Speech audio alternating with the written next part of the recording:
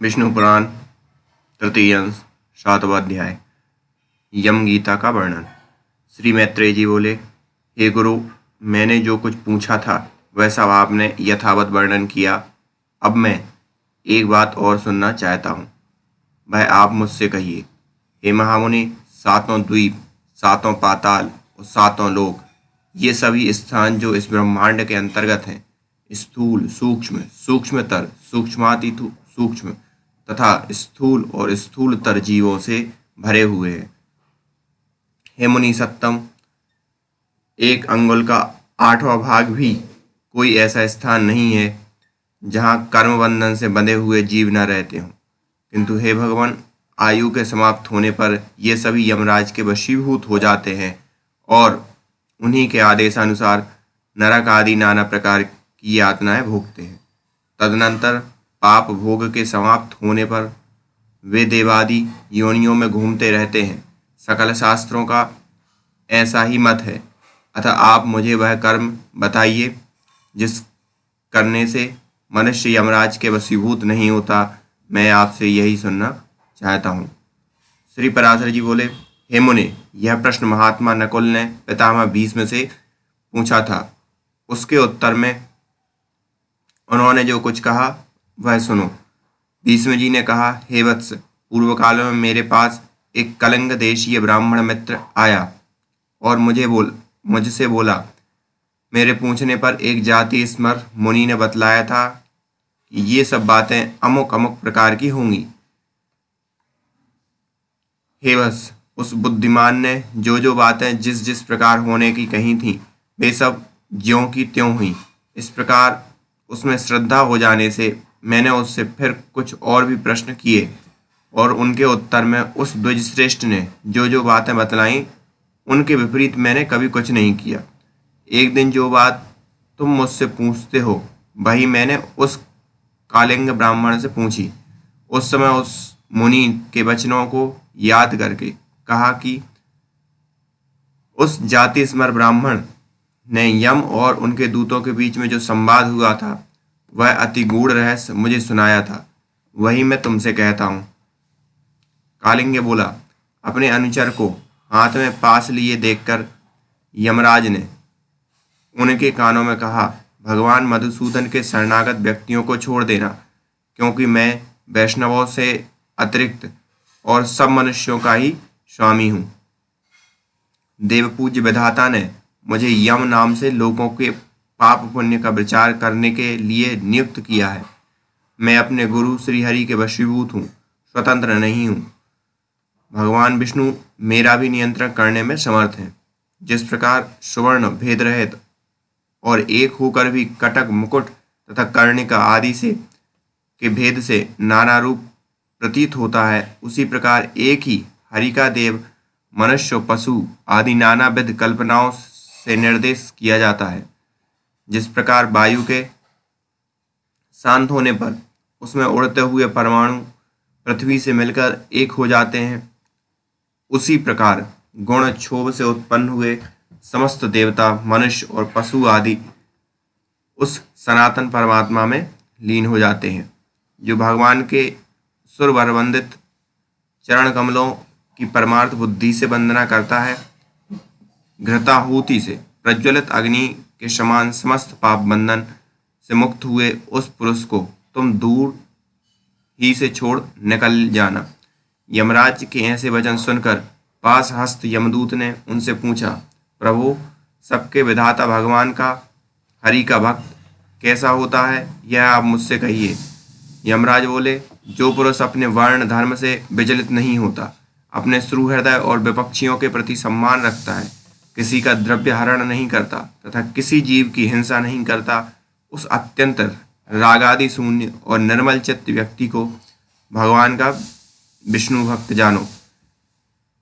जिस निर्मलमति का चित्त कली कलमश मल से मलिन नहीं हुआ और जिसने अपने हृदय में श्री जनार्दन को बसाया हुआ है, उस मनुष्य को भगवान का अतीब भक्त जानो। जो एकांत में पड़े हुए दूसरे के सोने को देखकर भी उसे अपनी बुद्धि द्वारा तृण के समान समझता है और निरंतर भगवान का अनन्य भाव से चिंतन करता है, उस नरश्रेष्ठ को विष्णु भक्त जानो।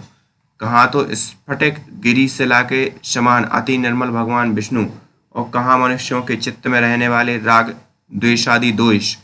इन दोनों का संयोग किसी प्रकार नहीं हो सकता। हिमकर के किरण जाल में अग्नि तेज की उष्णता कभी नहीं रह सकती। जो व्यक्ति निर्मल चित्त, मात्सर्य रहित, प्रशांत, शुद्ध चरित्र, समस्त जीवों का सुहृदय, प्रिय और हितवादी तथा अभिमान एवं माया से रहित होता है, उसके हृदय में भगवान वासुदेव सर्वथा विराजमान रहते हैं। उन सनातन भगवान के हृदय में विराजमान होने पर पुरुष इस जगत में सौम्य मूर्ति हो जाता है।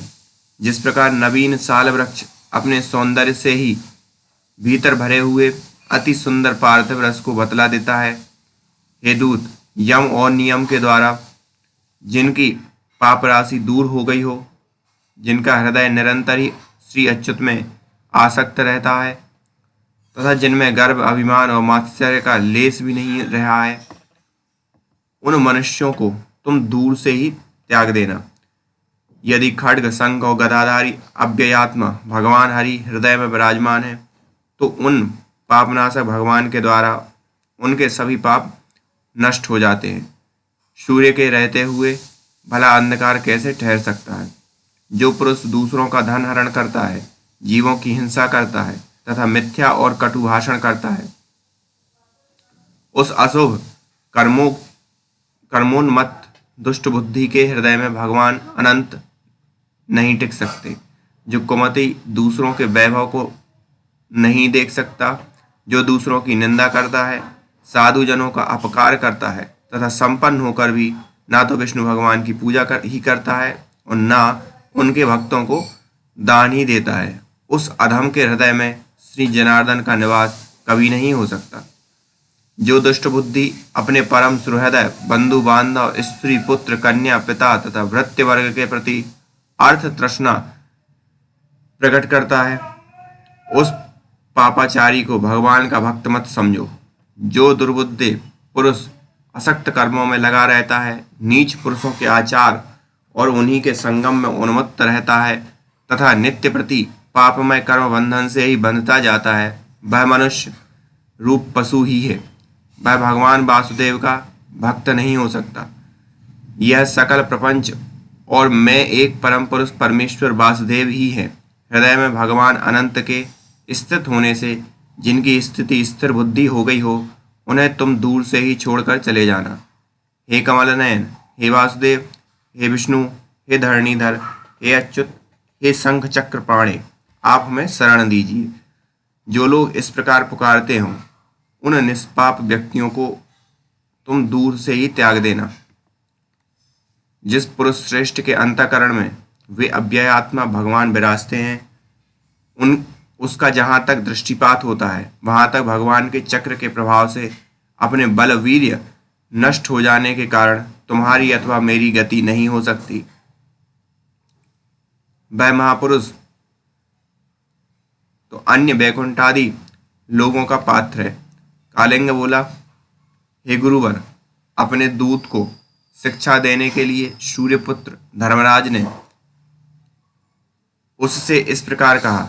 मुझसे यह प्रसंग उस जाति स्मर मुनि ने कहा था और मैंने यह संपूर्ण कथा तुम्हें सुना दी। भीष्म बोले, हे नकुल, पूर्व काल में कलिंग देश से आए हुए उस महात्मा ब्राह्मण ने प्रसन्न होकर मुझे यह सब विषय सुनाया था। हे वत्स, वही संपूर्ण वृत्तांत जिस प्रकार की इस संसार सागर में एक विष्णु भगवान को छोड़कर जीव का और कोई भी रक्षक नहीं है, मैंने ज्यों का त्यों तुम्हें सुना दिया। जिसका हृदय निरंतर भगवत परायण रहता है, उसका यमदूत, यमपास, यमदंड तथा यम यातना कुछ भी नहीं बिगाड़ सकते। श्री पराशर जी बोले, हे मुने, तुम्हारे प्रश्न के अनुसार जो कुछ यम ने कहा था वह सब मैंने तुम्हें भली प्रकार सुना दिया। अब और क्या सुनना चाहते हो? इति श्री विष्णु पुराणे तृतीय अंशे सप्तमो अध्याय।